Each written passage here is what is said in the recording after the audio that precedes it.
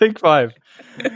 Welcome to Sounding Point Podcast. My name is Joseph Christensen, and with me today is my good friend Eric Silberger. He is a top prize winner at Tchaikovsky International Violin Competition, as well as the Michael Hill International Violin Competition. He is a founder of Hawaii International Music Festival and the executive director of strings at Classical Bridge Music Festival. Thank you so much for being with me today, Eric. Thank you. It's great to see you again, Joe. It is fantastic.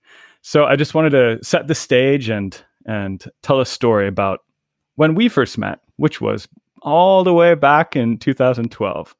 So we met at the Castleton Festival, which was Lorin Maazel's music festival that he hosted on his estate in rural Virginia. And it was an interesting little festival in that the main area where concerts were produced was in a giant tent that was put up in the middle of this field in Lorin Maazel's huge estate out there in Virginia. And one night, the orchestra was, and the opera company was playing Barber of Seville. And there was a windstorm. It was actually in the news all throughout the East Coast that there was this tremendous windstorm that downed power lines and did a lot of property damage all throughout the East Coast. And we happened to be playing an opera right in the middle of it. We started by hearing the walls of the tent just moving around at a rapid rate. And then very quickly, the electricity went off and there were only a few emergency lights on the sides, which were powered by emergency generators. Now, this is in the middle of an opera performance, so there's a lot of people on stage. There's an entire production going on. Lorin Maazel is conducting the orchestra in the pit, and then all of a sudden, everyone is cast into darkness. The performance obviously stops immediately. And for a few minutes, everyone, and of course, it's a sold-out audience, so the entire audience and the entire orchestra, the entire opera company is sitting there in silence, and no one really knew what to do. Cue Eric Silberger, who he stands up, he offers his services to Lorin Maazel in the dark, and Lorin's like, "Go," and he stands up on stage and he starts regaling the audience with, I believe it was some Gershwin. Ain't Necessarily So, I believe. There is Ain't Necessarily So, some Paganini and some Bach as well. That's right. You played Bach G minor fugue. Mm-hmm. And the applause in between those pieces was unlike any applause I've experienced before or since. It was a memory that anyone who was in that room will always remember. And it was because Eric was, he had the kind of thought I realized in that moment that what everyone needed right then was to hear music. That what everyone needed right then was to feel normal or to feel okay. And you took leadership in that moment and you made everyone feel welcome and at home and that something special was going on. So that was a very meaningful, interesting time. And so, yeah, welcome on the podcast. It's a pleasure to have you. Thank you. So you, speaking of being stuck in places, you've been in Hawaii for quite a while. How about tell us a little bit about why? Well, so I have the Hawaii International Music Festival out here, and we were completing a tour of 3 of the islands out here on March 9th. And just around that time, I was supposed to fly to Korea for some other concerts, and they got canceled because Korea was hit a bit earlier. And so just around that time, and my friend said, "Oh, why don't you stay out here? I have one more concert out here. You can play and join." So I was like, "Okay, I don't have any plane flights anywhere right now, so I'll do that." And invite my girlfriend over as well to join on that. And we actually, he said, "Well, just stick around until this COVID thing blows over a bit." So, very good friend Joshua Nakazawa, cellist. We ended up staying there far too long. So. Finally, we were able to get our own apartment out here, trying to avoid traveling as much as possible for now. But yeah, it's just been a very big surprise. And actually, what ended up happening out of that was we were quarantined together at the beginning of that as a string quartet. We had 4 of us together. So we actually recorded an album of Queen Liliuokalani's music. And she was the last Hawaiian monarch, and she was a composer, very prolific composer. I think she wrote around 150 songs. And we had arrangements for string quartet that violist Dwayne Padilla was making. And so it was really quite fascinating because she was under house arrest when she wrote the music as well. And we were under house arrest, essentially. So, those types of arrangements, those types of feelings, they're really special because they're not the best circumstances, but it does bring you together in a certain way. I think what you brought up with that concert that happened at Castleton, I was in the audience for that particular performance listening. And I had participated, of course, in the festival prior to that, and in the orchestra as well as solo. But and chamber. But the thing was that I just felt so uncomfortable there because there was a pitch black darkness for a few minutes, like 4 minutes, and I was just thinking, like, I was talking to the conductor, and then next to me, I was like, maybe I should play something. Is somebody? I mean, this is just really uncomfortable right now. Just pitch black darkness with the wind howling outside. So then he went to Nancy Gustafson, who then was like announcing, and she was the executive director of the festival, and that entire thing started. And then Maazel was like, "Oh, keep going." And it was just a captive audience because literally at some point, this guy, he looks like he came out of a movie, one of the survival movies, like, and he said, "Guys, all the trees have come down everywhere. This is the safest structure anywhere in the county right now. Nobody should go outside. We're taking the bulldozers outside right now. We're trying to clear the roads. But everybody, you have to stay here." So it was a literal captive audience. Yeah. Oh my God. Yeah, I forgot that you were in the audience there. Mm-hmm. And you happened to have your violin there. Yeah, I was just underneath. Well, it's never more than a few feet from me, generally speaking. Yeah. So that's interesting, the parallels between that and also between Queen Liliuokalani and you guys. So where are you now? So right now I'm in Honolulu. Okay. Yeah. Now, tell us a little bit. So you did a Kickstarter. I thought it was really interesting at the time that we were all panicking. You had like this really well-produced Kickstarter for this album. It's like, where's this coming from? This is awesome. So, tell us a little bit about the Kickstarter and where the album is right now. So the album's in pre-production. It should be finished late this month and ready for production, like to be shipping out around the end of this month. So I think people should be able to pre-order it on the site, Mana Music Hawaii. I think there was an article that came out in the Star Advertiser, and it's just been amazing to see the support, but also from everyone on Kickstarter. Thank you so much, everybody, and for making the album reality. Fortunately, Dwayne Padilla and myself, he's had amazing equipment forever. I started buying up in December a lot of audio and professional video equipment as well. And we pooled our resources. And so we were able to basically have a full functioning recording studio there. And that was really what allowed us to just kind of have every single week he'd come out with a new arrangement or two. And then we'd record it after reading the Queen songs, the songbook. So we'd see the history and the context and the actual lyrics.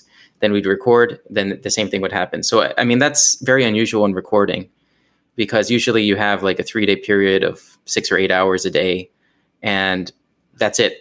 You have to hope for the best or, good editing. Like the album we produced together. Yes. It wasn't quite as luxurious on the time frame. No, we had about 6 hours that was recorded in San Francisco, and Joe, that was amazing with all your help with the San Francisco Conservatory and getting the space there. But a lot of things happened that day. So ended up being about 6 hours for a full album, but it turned out well. And that's released on Centaur as well with the Gloriosa piano trio, 2 friends, Unihan and Kevin Bay. Shout out to Gloriosa. Yep. So I cannot wait to have the album once it comes out. What can people expect? I think that's a surprise to a lot of people that I think a lot of people have heard of Queen Liliuokalani, but not that she's a composer. Why is that? Like, so what almost style is the music? Well, she's from a classical tradition, but it's really hard without just having people listen to it. Yeah. I think one of the best ways is most people have actually heard this piece called Aloha Oi. My singing is not right today, but you can actually hear Fritz Kreisler made an arrangement of her music, of her singing, her song. And so anyone who'd like to listen to that, they can listen to that or the album. And you can actually see the order we're doing it is chronologically. So you can actually see the progression of her style and composition.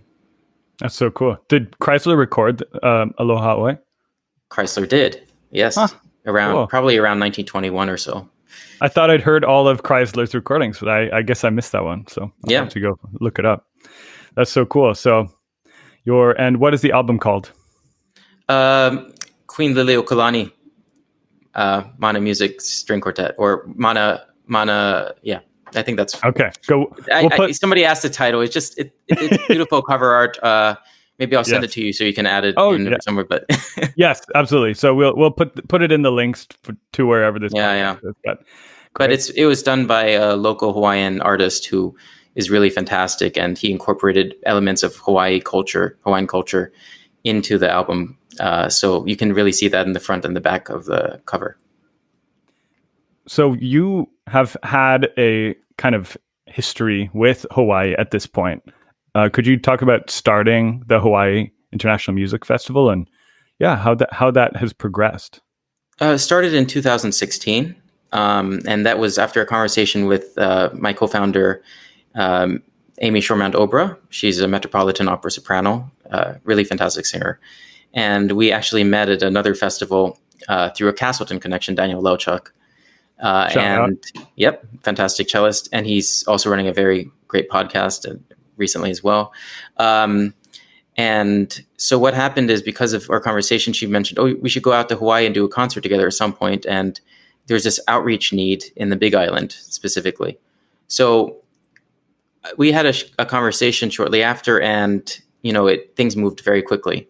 So we actually really compressed time. But a lot of these things never happen unless you really just go for it. And sometimes put that energy forward, even if you don't feel like you're fully prepared for everything. And the sad reality is, I don't think anyone's ever 100% prepared for any situation, because the second you prepare, your plans change. Because what happens if all of a sudden on the day, there is some kind of accident or a fire drill goes off, or, anything can happen. So you have to be ready to just adapt to the situation. So I think running a festival is kind of like that.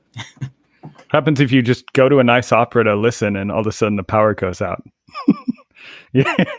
That's a great example, and actually, so I started out, and then actually Maazel ran with it, and some of the singers. So they actually, Devon Tynes, fantastic singer, also started singing, and he's doing very well now.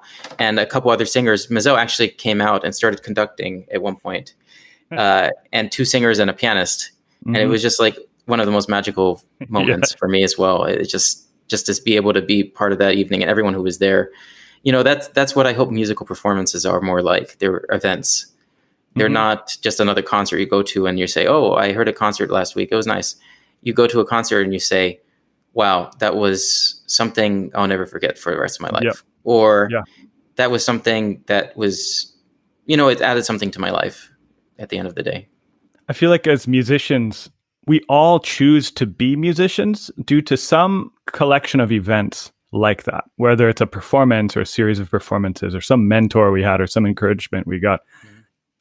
The decision to become a musician is almost like this gradual thing through these moments of inspiration and through these moments of realizing how meaningful it is.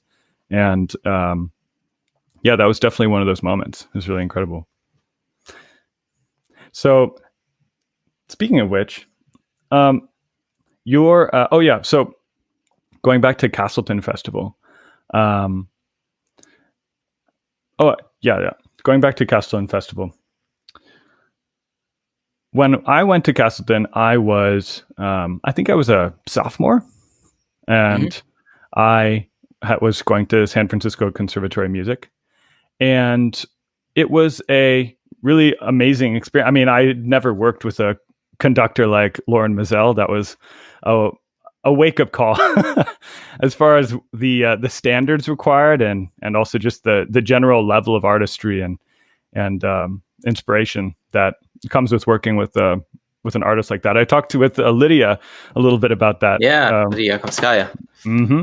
Working with Lorin, Maazel, and also meeting you was really influential on me because because I hadn't really had that much exposure to this world. I came from this smaller town. I was at conservatory, but I hadn't had a ton of exposure to like people like Lorin, Maazel, or you, who have been in all of these competitions. And so what was really helpful for me, and I really appreciate about you, was in that time, you actually helped me. You gave me a lot of advice. I would come to you and be like, how do you practice scales? Or what is this? And you would actually give me some advice and feedback, amongst which, to name off the top of my head, you encouraged me to practice thirds, quite a bit of thirds. You encouraged me to try to cover all keys in one day and in one practice session. You had told me about the Ruggiero Ricci book on left-hand technique. Left-hand technique. Yeah, it's a great book. And yeah, it's a great book. And it's funny, in a recent months, I've seen it popping up. A lot of Instagram violinists have been posting that stuff from there. And I'm like, man, Eric was ahead of the curve on this stuff. Didn't you know him? Or meet him? I played for him back in 2005, and he'd sent me a very nice letter after my mom, I think, had sent when I was very young, a recording of Scottish Fantasy I played. And he sent back a very nice note, and then there was a period of time, I think it was November 15th, 2005, if I remember. Somebody can double check that someday. But I think that's when he was visiting New York, and I saw him. And I had like a 2-hour session with him. It just went on for a very long time and touched on many concertos, caprices, different things. And just his values, in terms of violin playing and how he approached the instrument, I think were so different than so many other people, where he saw the violin not as, he saw it more as a way of approaching different questions and arriving at solutions. I don't think he saw the violin in terms of, I'm talking specifically about technique. Music, of course, always is the end result, and sometimes where you should start with too, always pretty much. But it's more that he would kind of really grapple with issues and physically observe them in a much more meaningfully analytical way. Mm-hmm. So he would look at various problems, and I think part of it comes from just really, he would play the 24 Caprices every day as a warm-up. He wrote me in a letter once, you should play all 3 fugues every day. I did that when I was your age, and it's very useful. And I think there's something about living your life with some of that music that you start realizing, like, oh, why am I just positioning my hand, this way versus this way versus, like, it's just very small adjustments. Am I playing from the knuckle? Am I playing from the fingertip? All these very small details that over a lifetime really add up to meaning that you're much more efficient and you play more physically capably, even if physically certain things become more difficult because you've simplified the process and made it even easier. So right. I think that's something that Milstein did very well. He did. And there are some other people that do that very well. But I think he revolutionized a lot of what it meant to be playing certain repertoire of Paganini. One of the first recordings of Paganini 24 Caprices. And just, yeah, he was a huge influence actually on a friend of mine, Sean Lee, who studied with him. And because of Sean Lee, one year I saw him playing, and, it was great. The next year I was like, what happened? It's, something changed. And it was, Ricci had basically said, you won't learn this at Juilliard. So he was basically talking about the stuff that was Ricci specific. Mm-hmm. He's not going to be teaching stuff that other people are going to be talking about, but like specifically his brand of left-hand technique. Mm-hmm. And all the 24 Caprices, all the Bachs, very few people complete all those cycles during their education. So then I just started hearing about the left-hand technique book from Sean. And then from there, I just kept rolling with it and developing certain ideas. Speaking of completing all of those cycles in school. You've not only done that, my belief is that you also completed a rather ambitious program at a festival. Was it in Iceland, where you performed all of those things? So would you mind? Yeah, just if people don't know, just recount how that went. It's called Festival of the Violin. It was in Iceland, I think, in 2014, probably, 13 or 14. And what happened was I had played in a volcano in Iceland prior to that. And I had met a few people there, and I was like, oh, this is such a beautiful country. And, I'd love to come back again. And some people had basically said, oh, yeah, there's a music festival here. You should maybe play there and there. And so between two music festivals, I was able to make my own Festival of the Violin, which was 5 concerts of 7 hours of solo violin music. And it featured, and I don't recommend anyone ever do this, but it was the complete Bach, Paganini, Ernst, and Isai. Like for solo violin, most of it. For any violinist who hears that, it's unimaginably brutal. Especially I hadn't learned a lot of it too. So I was working like 16 hours a day.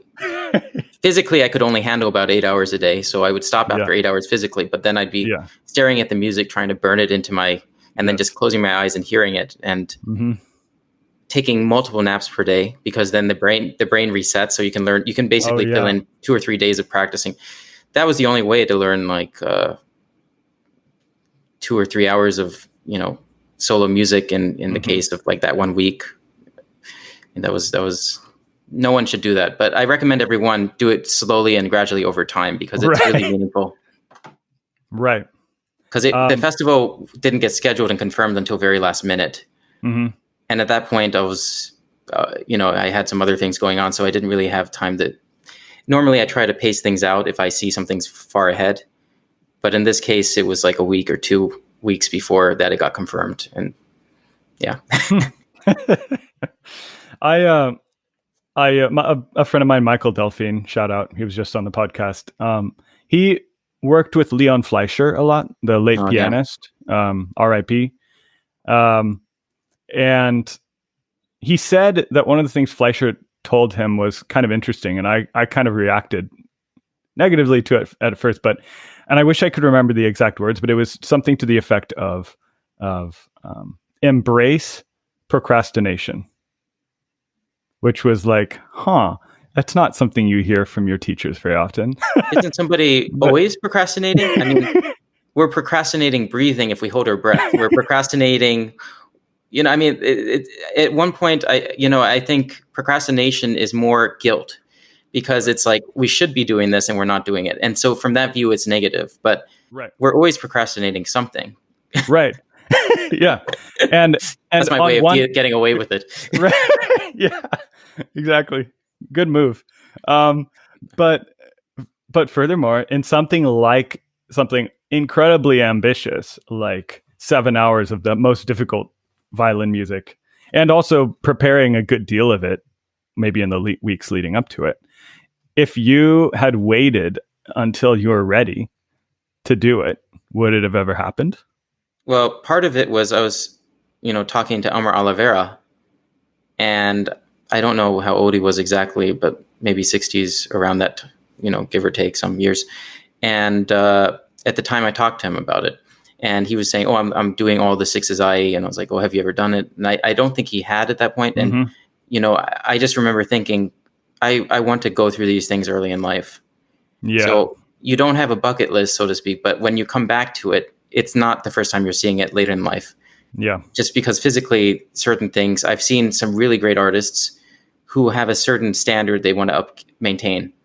And when you're in the full, like this is an exceptional period where you actually have time, but like if you're constantly performing and you want to bring in certain repertoire that you've never played, like a Ligeti violin concerto, Bartok solo sonata, or some other ones, and you're in your 60s or 70s, some people might give it pause and say, well, I could do that, or I could do a couple Beethoven sonatas I've played before.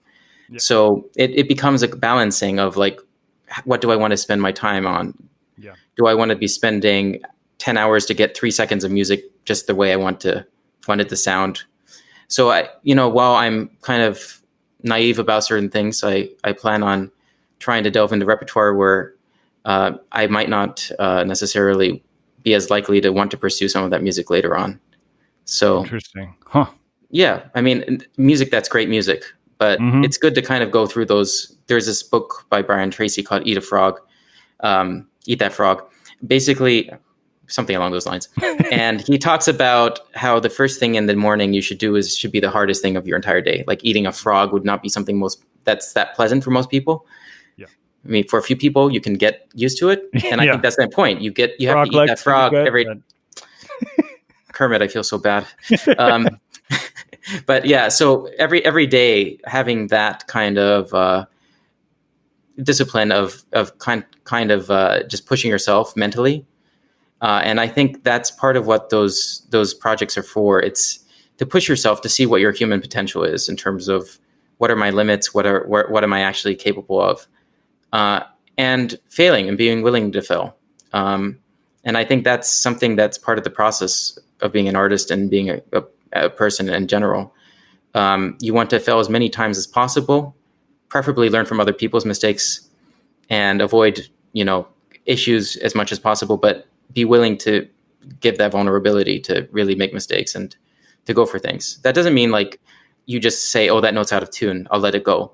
What I mean is, like, if there's a piece you don't feel comfortable with, program it somewhere, that you feel comfortable playing it a bit more, even if you don't really ever feel like, nah, that piece, I just don't quite get it yet. And over time, you just live with it and you eventually feel like you can play it. There are some artists like Claudio Rao, the fantastic, great pianist, and Horowitz, who had huge repertoires of music they never played. And what I would have given to just hear some of that music. Yeah. That's beautiful. I think, yeah, I mean, in this quarantine, it's given us a chance to figure out what is meaningful to us as artists and as people, that we will persevere or we will commit to doing, almost in spite of a lack of demand. I mean, actually, there are some like Quartet San Francisco played Cabrillo, a virtual concert a couple months ago, and that was great. There are, I think, presenting organizations are starting to pick up the ball a little bit more in terms of creating opportunities. I think the main issue is that when you stream from one location, you can stream from anywhere. So there's a bit of redundancy. So for instance, if a soloist plays a concert for a certain orchestra and the concert, they're able to play it, I mean, easily somebody could tune in from one place. Whereas when you have a typical concert season, you have a large engaged audience body that's, sitting in the hall. They have nothing else they're doing. Yeah. And their full attention is there. So there's a lot of different people who can see it spread out.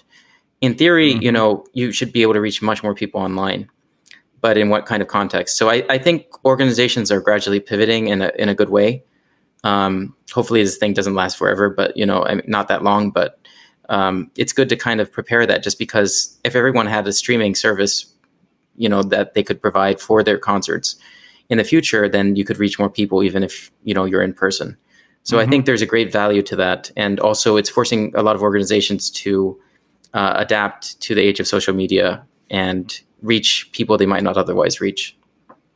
I think the connection to place is really powerful. And for example, the people who would come out to something like Castleton are the people who live in the surrounding area and have almost a kind of, connection to that land, a connection to that place. I think that's what it's an interesting part of what is compelling about your album, the Queen Liliuokalani album, that even though you're doing a recording project, it's so place specific. It's so history and place specific to where you are in Hawaii and where your festival is in Hawaii, is that it gives a sense of belonging to a place that can often be lacking with totally virtual experiences. So It's really interesting. No, I think virtual experiences have to have more engagement with the audience. So, for instance, if you're having a virtual concert, you can have a concert, conversation with audience members following, or you have a Q&A, or you can basically to have that real-time live connection. Mm-hmm. Production is very hard for live streaming. A lot of things can go wrong, so a lot of organizations will not be prioritizing that. But at the same time, I think there's a lot more possibilities once you bring that engagement in, because then people relate. I mean, you look at a lot of some of the greatest performances and the things you think about. Why was that such a meaningful moment for you? A lot of times it's a context thing too, because your first exposure to something and the feeling you had when that exposure happened can kind of give you that impression of what it means in your life. So somebody who sees a certain work of music in a movie, then they associate that movie with how they were feeling about that movie and that scene and that character at the time. Mm-hmm. Then the next time they hear that music, they're just like, oh, wow, I feel something. It causes a dopamine rush. It's the earworm effect. Mm-hmm. And the same thing can be said that, like, if you just get that initial connection to it, then afterwards you can be exposed to it and you have that history with the piece and you grow with the piece. It's kind of looking at like a Monet painting or Picasso or a different work. You go to a museum or see it digitally these days, in some cases when you can't go inside. But you just look at it for many, many years, especially if you can see it in person, the real thing. And it doesn't really change usually. I mean, most the paintings should look about the same. They're being pretty well kept, maintained, and enclosed, very airtight environments. And so those paintings are a reflection of yourself in a sense, because you're looking at the painting and seeing how your perspective changes relative to the past. So who are you? The painting's the painting, but who are we? We're always changing. So I think that's what's really cool. I think back on music that I listened to as a young person, like in kind of teenage years or whatever, and it hits me so much more powerfully, just because of that sense of growing with something and changing, while this other thing stays the same. But bound up in it is so much of your own development. So if what we're doing now can somehow be geared towards allowing people to have those experiences, like engagement, just like what you're talking about. I wanted to get to your Paganini 24 Caprices, because it might not have been 7 hours. No. But you've done it twice, right? So, well, yeah, I did it twice in a live stream for Group Muse.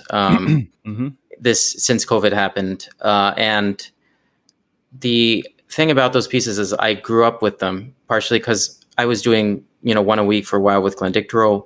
I played some of them for Ricci, and then I also just have played some of them for so many concert encores and things.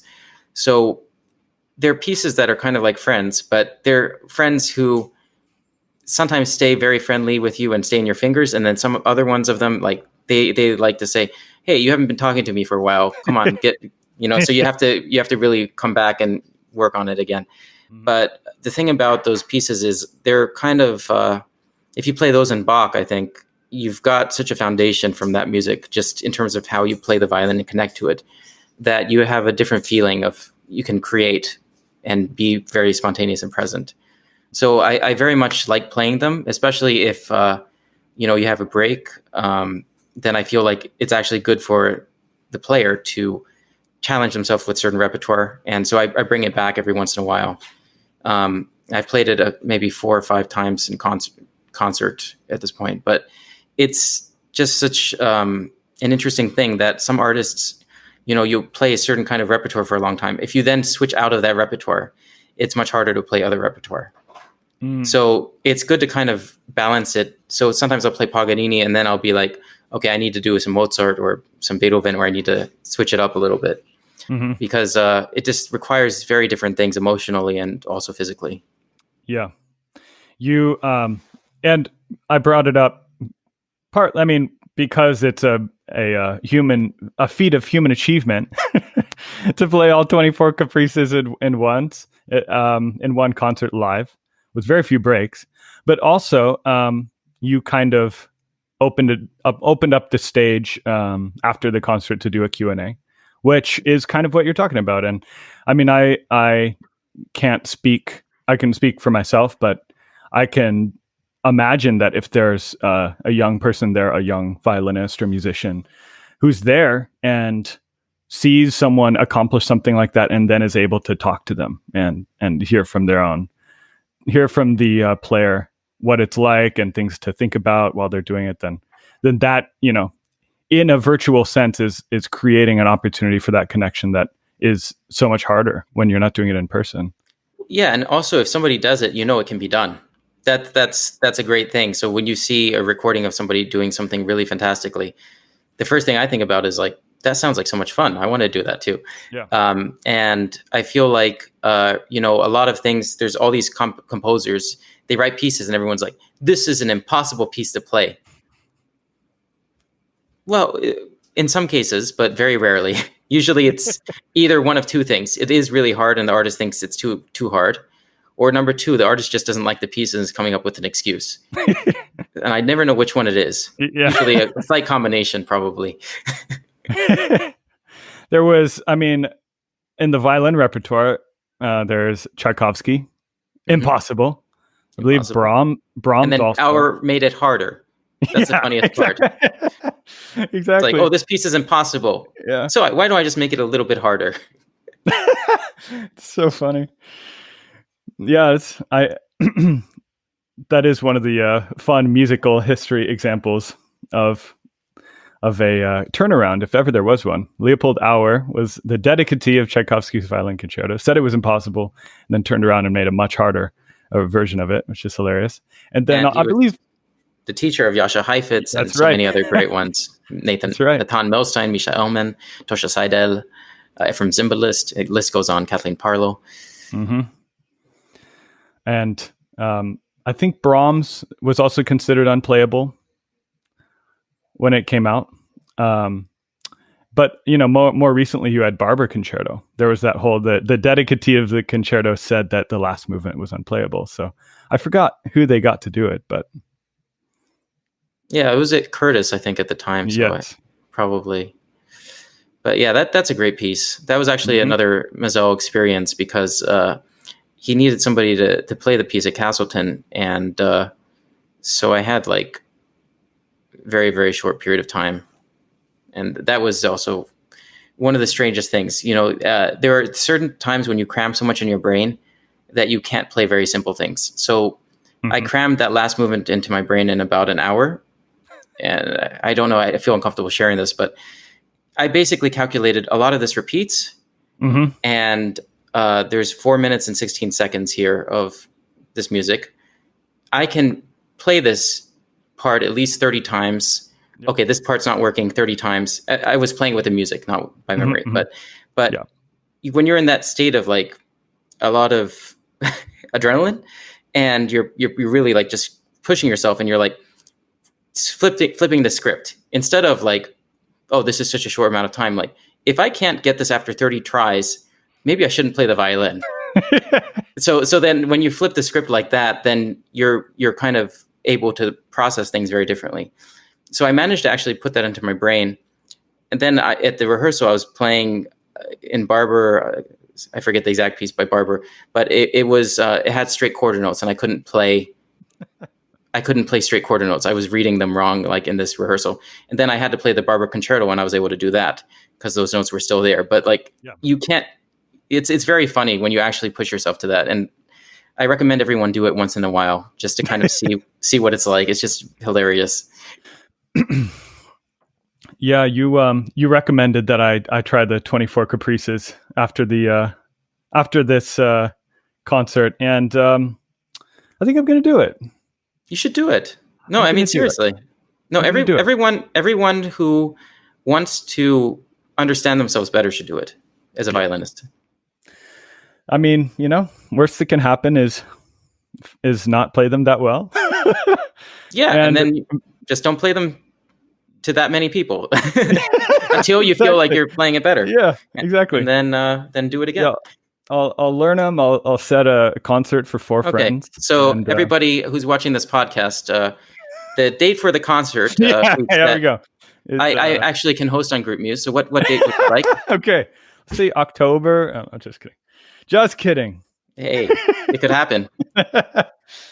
No, it's gonna happen. It's gonna happen. All right. It's the commitment has been made on podcast and therefore is inviolable. Okay, you have a 2-year period.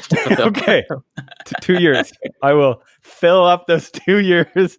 I will wait until 1 month or 1 year and 9 months, and then I'll learn all of them in 3 months. But embrace procrastination. That's what we've learned so far. Well, Parkinson's law states that basically however long it takes for something to happen is how long it will take. So in other words, that's not quite correctly worded, but it's basically like if I have a month to finish this project, it'll take a month. If I have 2 weeks to finish this project, it'll take 2 weeks. So I mean, it really, I think there's a nice thing about setting deadlines for ourselves, because even if we don't get 100% of the way there, we can always set one deadline and then go back and do it again a second time or a third time or fourth time. You just want to pace it out and make sure it's in the right kind of environment. So amongst friends, I think is a very good way to do the first one. Yeah, absolutely. Okay, here we go. I'll be calling you up for advice. And I did want to segue from that, from the several stories we've told about Castleton Festival, that you've had the opportunity between Ruggiero, Ricci, and Glenn Dicterow and Lorin Maazel to just and others to work with just incredible mentors. So I just wanted to just ask you about your time with Lorin Maazel and maybe some takeaways. He called his time at Castleton when he was rehearsing 8 hours or performing 8 hours and rehearsing the same day. He called that his vacation. I remember talking to him once and he was like, "Oh, this is my vacation." And I mean, it was just insane. Like one time I remember seeing him, he got the music at like probably 6 or 7 p.m. the previous night for this Flugelmann cello concerto in Balsega was playing. And that night he stared at the score a couple hours, woke up at 6 a.m, and played through the entire violin part. He was a very fine violinist.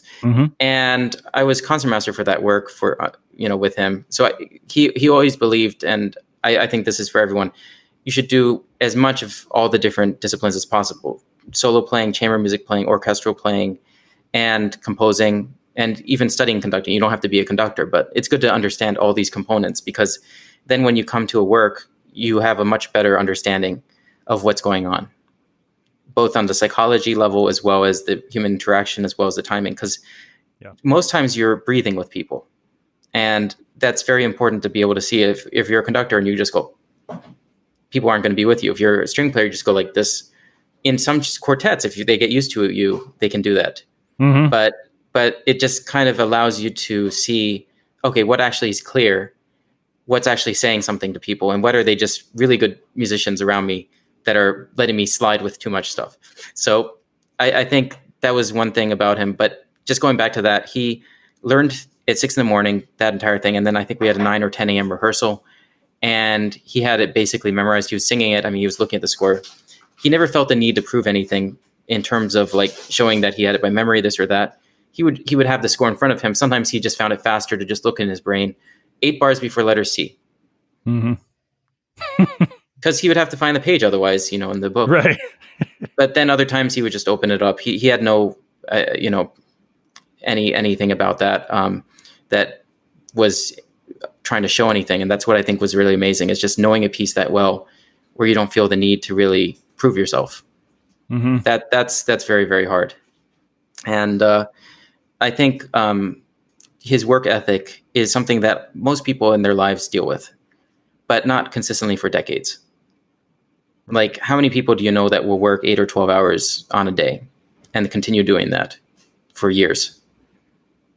You can do a lot in life that way, but you also have to give up. You have to give up certain things in life to do that. That's true. Yeah, I remember. It was just a kind of random assortment of people, and it was after Carmen. It was after one of the performances of Carmen, and Nancy Gustafson, shout out. She said, everyone, the maestro would like to watch a movie. Come to the theater house. I was The like, theater house, which in Castleton is this converted chicken coop that yeah. became this beautiful hall that was inaugurated, I think, with Rostropovich, Yefim Bronfman, and Maazel playing a Tchaikovsky piano trio. I mean, it's just the most amazing space. But it's very important to note that where there's a vision, there's a way, even from a chicken coop. Yeah, absolutely. Yeah, it's an incredible spot.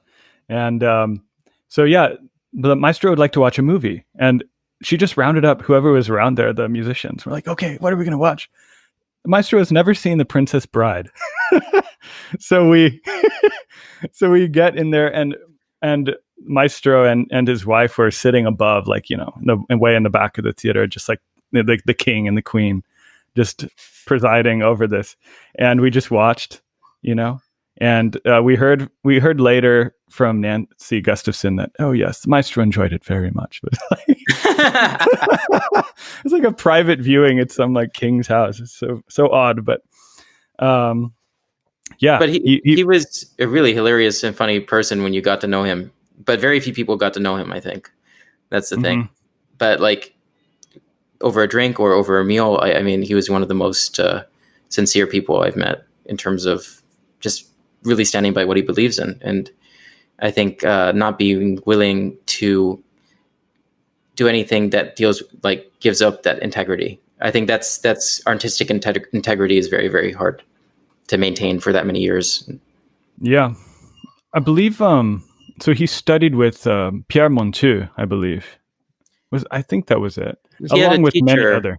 Yeah, well, he had a teacher. I think also he was an assistant at the Philharmonia, and a couple other places. I mean, I'm blanking on the name right now, but he was really.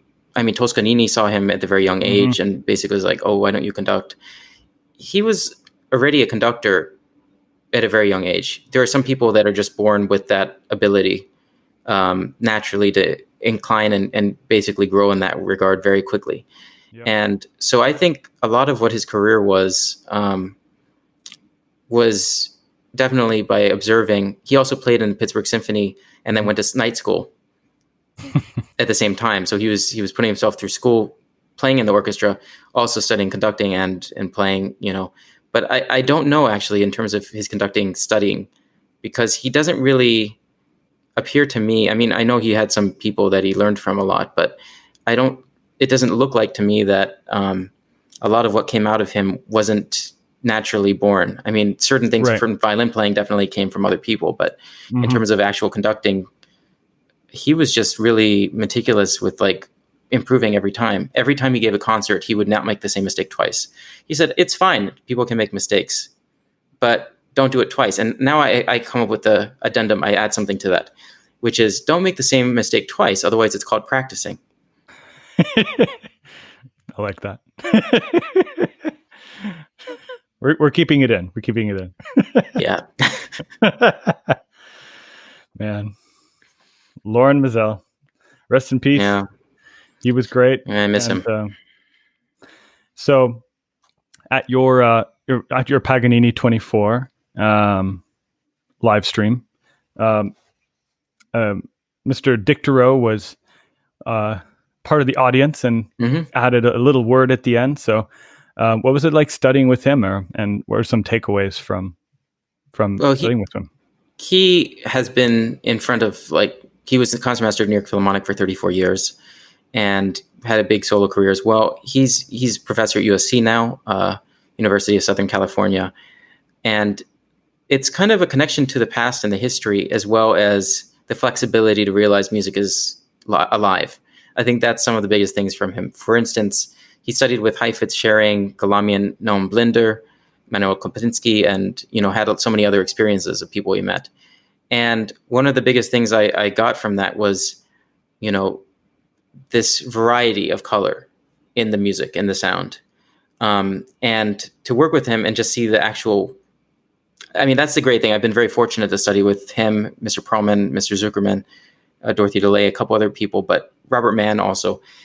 Some of them really demonstrate very, very well. And he's really great at showing in the sound what he's saying in words verbally.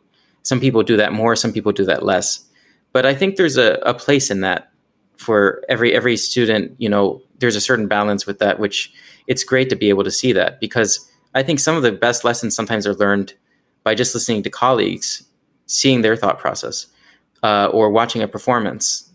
And you learn more from watching a Heifetz performance or a Milstein performance about violin playing, I think, than a lot of lessons can tell you. So it's really being exposed to really great playing, and then seeing how the person thinks behind it. Why are they doing what they're doing? And there's that magical unspoken, I don't know, I just feel it that way intuitively. But it comes from years of development. When I saw you a couple of years ago, you said something like, it's important to know what you're doing. It's important to have the idea of what you're doing, but to a point. Like the analysis side of your playing is important to a point, or something like that. I don't want to misquote you, but... Well, no, I mean, I definitely think it's really important to have that analysis and understanding.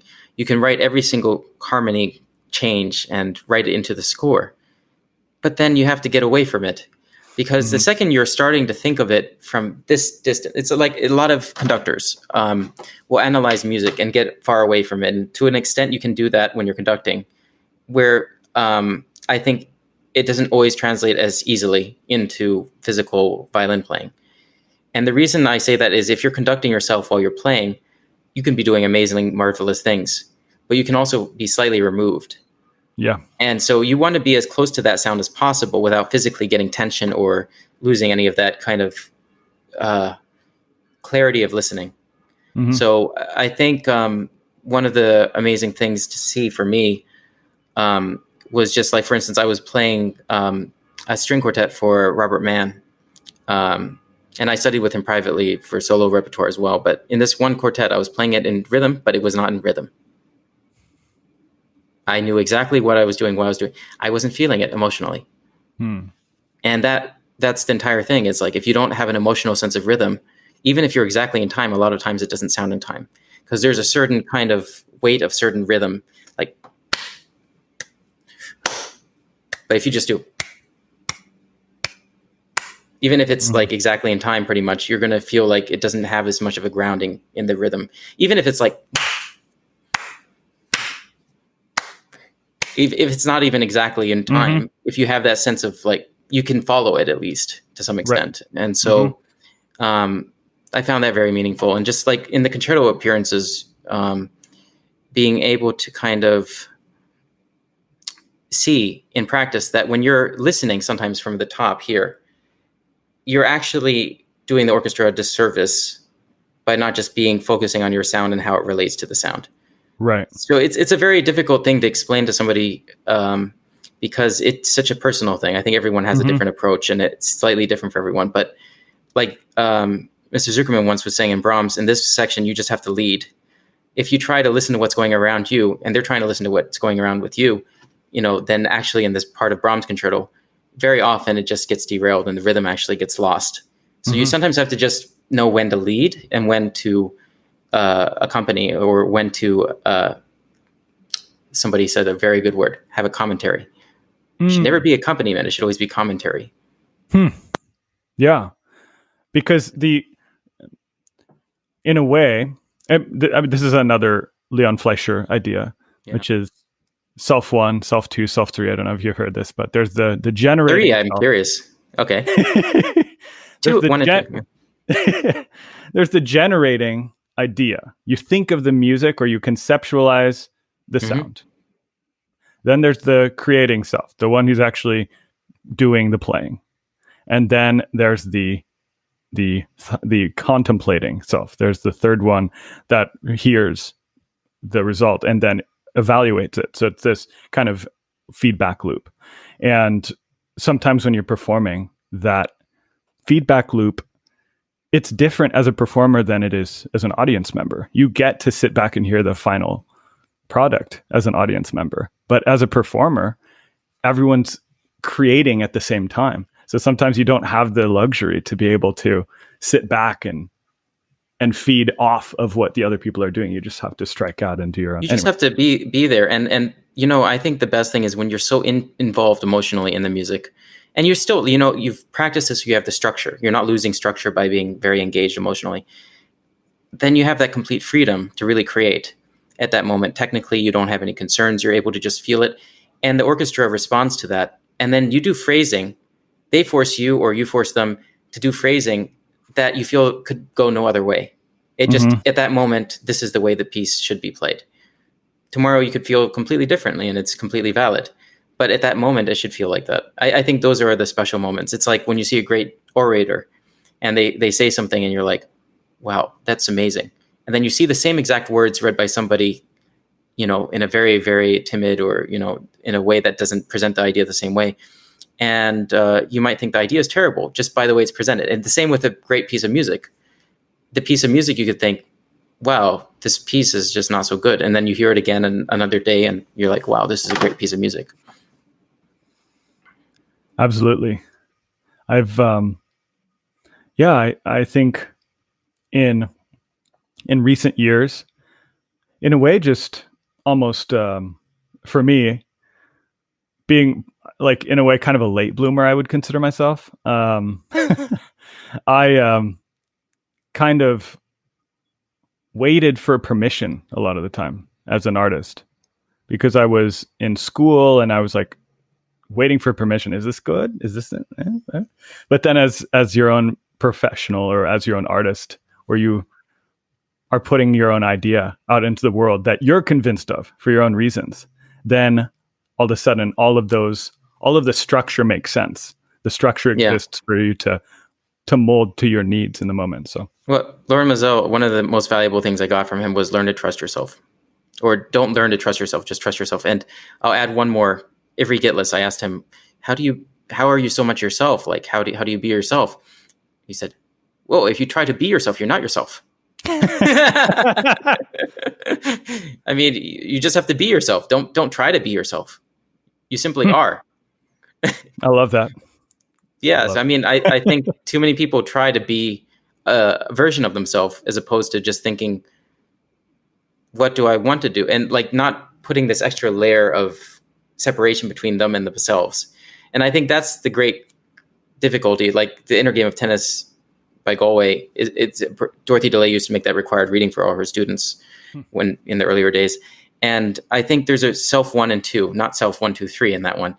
But it has, you have the intuitive kind of just response self that just like immediately responds and just doesn't think. Then you have the thought processing one that's just thinking, okay, if I hit the ball this way, or if I play the note this way. And I think they relate so much because you have to really ingrain so many things that it becomes intuitive. Mm-hmm. And that's the actual performing part, where you're not thinking constantly like, okay, is that note in tune? Is it out of tune? Wait, do I have to play it flat or sharp? You're just thinking, okay, what do I want the sound to be like? And it's just happening to some extent. Yeah. What do you have next for your own plan? So right now is a very interesting time because of COVID. Most things are canceled. I do have some projects in Hungary and Korea that are still scheduled. I'm hesitant because of the plane and COVID-19 situation, whether or not that even makes sense, even though, it's a bit of time. It's November and December. So actually what I've been focusing on is a series of live stream, sometimes on Group Muse. Also, I've been doing this recording project. And so we're doing several projects related to that for the string quartet. And so it's been really nice because I normally am by myself doing more solo playing, although some chamber music, but it's always with different people. And you really learn a lot about yourself when you're with people for a much longer period of time. And like with your string quartet, it was really fun for me to see that Raymond Scott, because it was the first time I was hearing the music, and it just made me think about how different every quartet can be. Because Quartet San Francisco, the sound is just so different than any other quartet I've seen, and the arrangements and the music. And so, that's something that every performance you learn about. And Raymond Scott, that performance was in California when I saw it in LA area. And I just remember thinking like, that was in Looney Tunes, some of this music. Yeah. I was like, what? And so you get these earworms, and yeah. So no, I do have a lot of time for reflection, which I'm really enjoying. I was at one point during this pandemic doing about 3 streams a week, and that was a bit too much, I think. So it's nice to actually just think about the next steps. And I'm planning on actually recording the 24 Caprices next, probably starting in November. So I'm going to take my time now to just really try to work on them and get them into a place where I feel like this is my version of it. Because you play it over and over and you're like, I would change that. I want to see how close I can get to something where I'm happy at least for a week with one version. Yeah. That's so cool. I mean, after seeing that live stream, I was like, man, when is he going to record these? You have it in your fingers right now. It's time. It's time. Yeah. So I'm really glad to hear that. Well, next time you do it. First you. I can be your producer this time. You did me last time. You were producer for me last. Yeah, okay. All right, it's a deal. Eric Silberger will produce my 24 Caprices album. It's only fair. Sounds good. Somebody has to do it. Someone has to go through that ordeal. No, but I will do it for that. I think that that takeaway of I think, yeah, I read it in Arnold Steinhardt, who I had a lesson with. I don't know some him of the best books ever. Also, great author too, and great violinist of corner. Yeah, tremendous violinist, tremendous author, and he said something interesting in one of his books, which, you know, in his late 20s, early 30s, around where I am in my life, Guarneri was taking off, and he said, yeah, around late 20s, he's like, you don't really have time to learn concertos anymore. And I'm like, you know, I was reading this as a young guy and I'm like, oh no, there's a time limit, you know, gotta cram them in. But I mean, I think it's true in one sense and not in another. It's like, you can always, depending on what you have to do, people learn concertos if they have to. It's much harder when you're a professional with commitments and job and everything to have a really ambitious project like that. Yeah, no, it's very true when, you know, you have all those concerts going on and you're constantly on the road, and it's important to have that time also for your personal life and to balance that part of human life. Because at the end of the day, I think music comes out of life and life out of music to some extent too. And so I think that aspect is really the hardest balance to find. It's like Achilles in the Iliad. He had 2 options. One was he could be remembered for all of history, you know, putting himself, but, you know, he would have a tragic end potentially, or in this case, definitely, in retrospect. Or option 2 is he could go back and have a great family life, but, you know, he wouldn't be immortalized in the annals of history. And I think that's an interesting question for any person. You know, what is it that you want to come out of life with? Mm-hmm. And myself personally, that's something I try to figure out the balance of each day. Because if you don't pursue things in one side too much, you can actually lose the energy for the other side a little bit. So I think there's a balance between the two. Absolutely. Yeah. And I mean, this little podcast that you are currently on it's an interesting little experiment where I have a little extra time given the lack of commuting, especially, and just teaching. It gives me time to do a little something extra with my time. Mm-hmm. And then I also find this balance I have to strike of like, oh yeah, it's social media. You have to like get things out there. You have to work. And when you're your own business owner, you can put exactly how much time you want. And the same thing with violin. You can put as much time into it as you want. There's always more you can do. Right? The greatness of living a life. Oh gosh, this is a weird quote to make on the spot. The greatness of life is the tragedy of seeing far enough because you've tried. Dang, seeing far enough because you tried. Can you break that one down? No, because the further you try, the harder you try, and to realize a goal, the more you see of just how much more you can do. You don't even Right. realize when you're initially starting out. That's why a lot of people say, if I knew what I knew now, I would never even bother trying. It's because you just gradually see so much more, and there's really no other way other than just trying. So the great tragedy is now that you've tried, you just see so much. Yeah, that's true. The further you get, the more you realize is out there. Yeah. I like your quote, though. We're going to make that the motto of this. Oh, God. Well, yeah, that'd be a fun one. If everyone had for 1 week of their life every year, just come up with like their own personal quotes. I'm not sure if I would choose. I believe Jascha Heifetz had Rudyard Kipling's poem "If" as part of his way of living. At least Aika Agus, had that quoted in her book about him. But for you, I'm just curious, what are your personal mottos? Well, I mean, the one that I don't espouse, but I enjoy the idea of is frei aber einsam, and that's Joseph Joachim's personal motto. It's kind of a sad one, free but lonely. That's Why do you think Brahms hated it? I mean, he didn't take the FAE at all, pretty much. Oh, right. So then a professor at Juilliard once said, I don't think it's frei aber einsam, because Brahms didn't like that. So it's frei aber froh, which is why the Brahms Sonatensatz is da da da dum da da da dum. Frei aber froh. I'll leave that for people to look up. Okay. Frei aber froh. Ba-da, ba-da. I like it. I don't know if it's true, but it is to me now. Well, you can create your own reality. Yeah. So my motto, you're asking me? Yeah. Let's see. German or English? Beides funktioniert. Oh mein Gott, ich habe nicht so viel Deutsch gesprochen. Ja, ich auch nicht. Aber auf Deutsch, kein Problem. Ja,